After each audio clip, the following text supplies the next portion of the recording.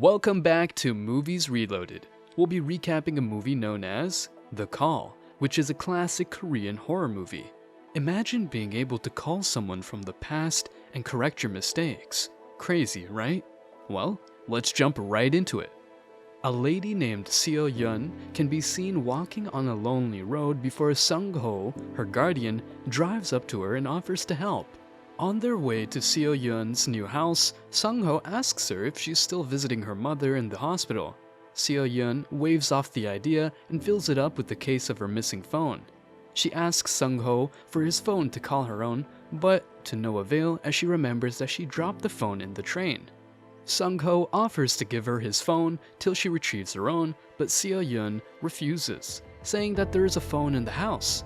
Seo-yeon settles down and finds a cordless landline that she uses to call her number. Someone picks up the phone and demands a reward for picking up the phone on the train for her. The person disconnects and Seo-yeon decides to search for the phone with her computer before she receives another phone call from someone who seems to be calling for help. Calling her Sun-hee. Seo-yeon tells the person that she's probably calling the wrong number. Seo-yeon is seen at the hospital as the doctor explains the condition of her mother's health to her. After her meeting with the doctor, she visits her mom in her yard where her mom tells her to ask her insurance officer if she will be buried beside her husband. Seo-yeon gets angry because her mom thinks she's worthy enough to be buried beside her dad. Seo-yeon leaves angrily and goes to her father's grave. Later that night, Seo-yeon receives another phone call from the anonymous person asking for help, and the person even gives Seo-yeon her address before she discovers that the address is similar to her house address, so she thinks it's probably a prank call. Seo-yeon is woken up by a loud clatter in the middle of the night. She gently approaches the source of the sound when she discovers that it is just a picture that fell to the ground.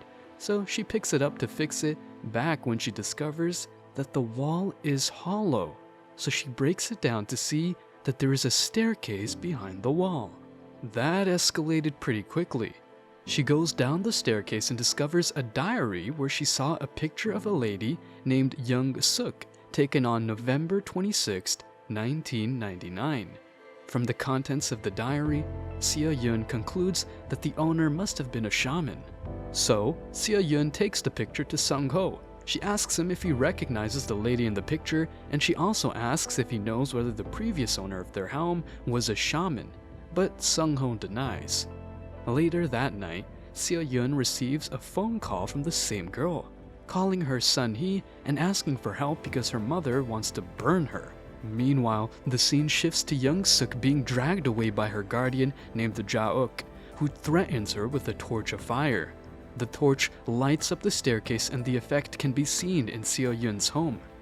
After a while, the number calls her again, and Seo-yeon explains to Young-sook that she took a picture on November 26th.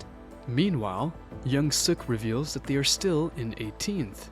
It appears Young-sook still lives in 1999, while Seo-yeon is in 2020. How crazy is that?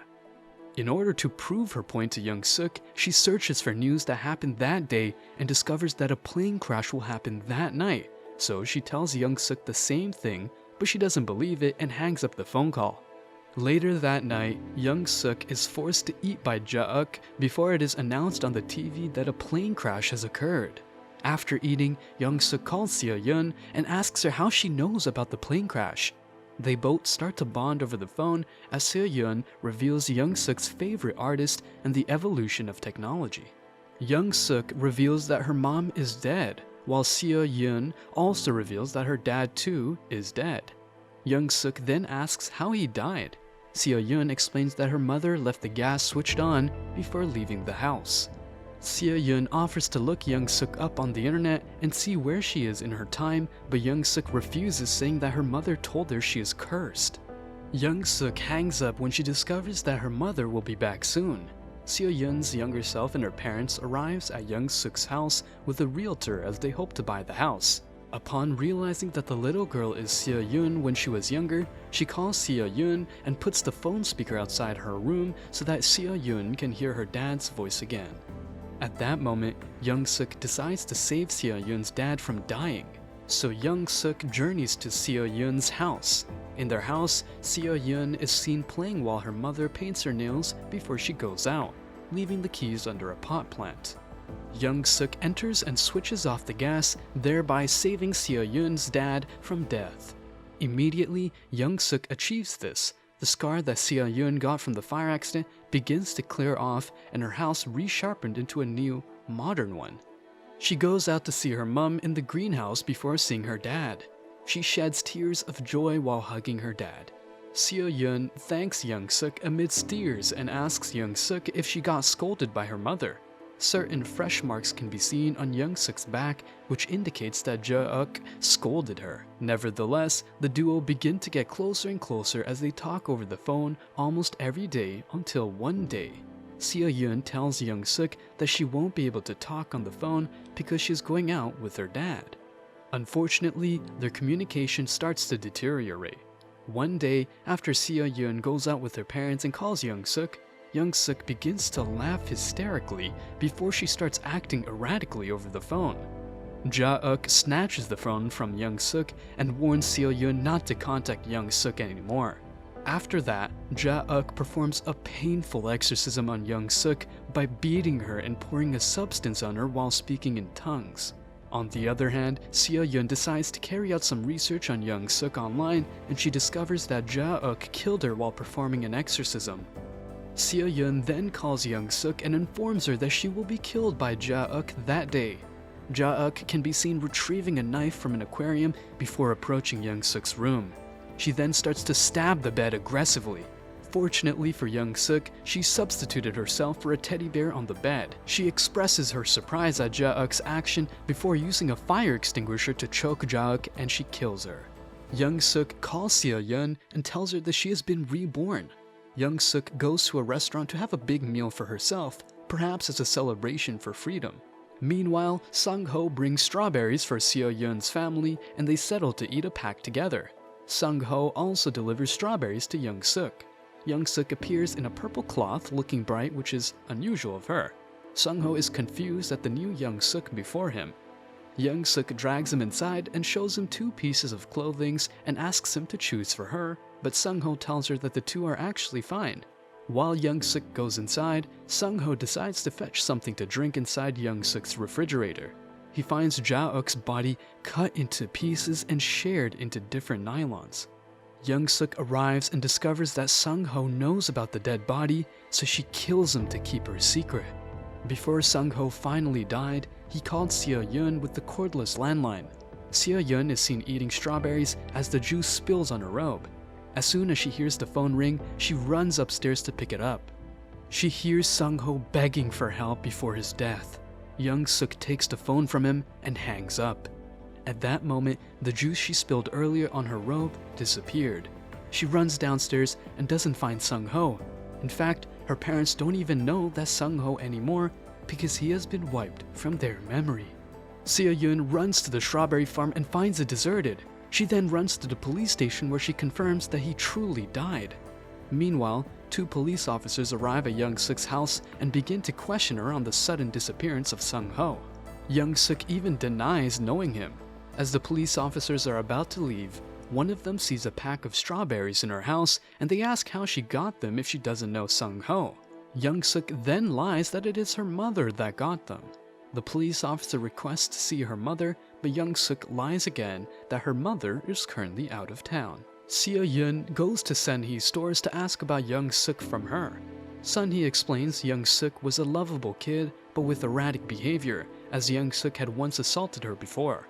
Later that day, Seo-yeon calls Young-sook to ask her if she truly killed Ja-uk and Sung-ho. Young-sook confirms it, and Seo-yeon begins to cry before she reveals that Young-sook will eventually be caught by the police. Young-sook, who was putting the body she cut into pieces into a large area of water, suddenly stops and asks Seo-yeon how the police caught her so that she can evade them, this time around. Seo-yeon doesn't tell her, so Young-sook reminds her that she saved her dad. While in the car with her father realizes Seo-yeon's mood wasn't normal, so he stops the car and asks her to switch seats with him. When she does that, he begins to teach her how to drive. Meanwhile, Seo-yeon's younger self and her dad visits Young-sook in order to see her mother. Young-sook invites them in before she kills Seo-yeon's dad with a fire extinguisher. The effect is immediately witnessed by Seo-yeon as her father fades away before her own eyes. Seo-yeon cries bitterly. Meanwhile, Young-sook tells Seo-yeon's younger self that she should have picked up the phone. Seo-yeon runs to the abandoned house and sees a marking on the floor which passes a message about her not picking the call earlier. Young-sook calls Seo-yeon and threatens to kill her mother and younger self after 1 hour if she doesn't tell her how the police caught her. Seo-yeon is consumed with bitterness and rage. She then begins to formulate a plan to kill Young-sook. Meanwhile, Young-sook takes a joyride with Seo-yeon's father's car. She crashes it into a tree and finds a pack of cigarettes inside the car and begins to smoke it. Seo-yeon finds out about a gas incident that happened in a greenhouse, so she decides to use it to her advantage. After discovering that Young-sook was caught because of the knife she threw away that was discovered by a junkman, she tells Young-sook to wait at the greenhouse for the junkman in order to retrieve the knife, hoping that the gas explosion would eliminate Young-sook. Young-sook falls for it and goes to the greenhouse, but fortunately for her, she hears some dogs barking outside, so she goes outside to check on them. After getting bored, she starts to walk back to the greenhouse. The gas explodes immediately. She gets to the entrance of the greenhouse. Seo-yeon begins to rejoice because she thinks Young-sook has been killed by the gas explosion. At that point, the phone rings and Seo-yeon's younger self cries at the other end, begging for mercy before Young-sook takes the phone. It appears the gas explosion didn't annihilate her. Young-sook places the phone over the peach wood she's boiling for Seo-yeon to listen to.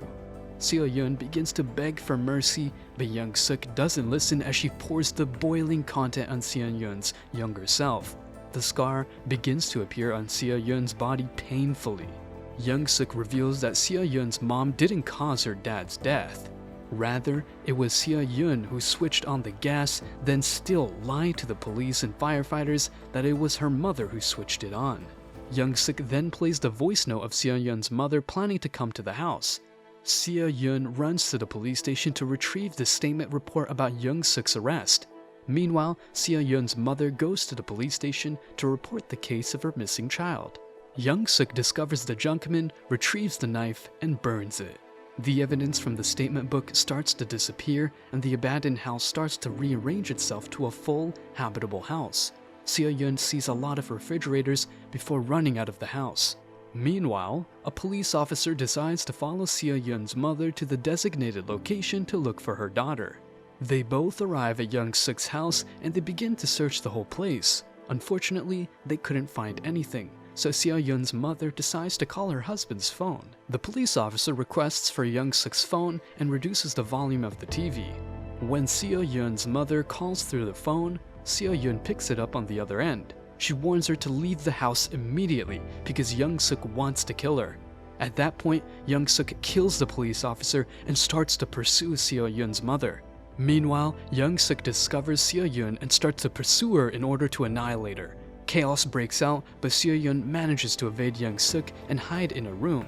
On the other hand, Seo-yeon's mother manages to hide in a room.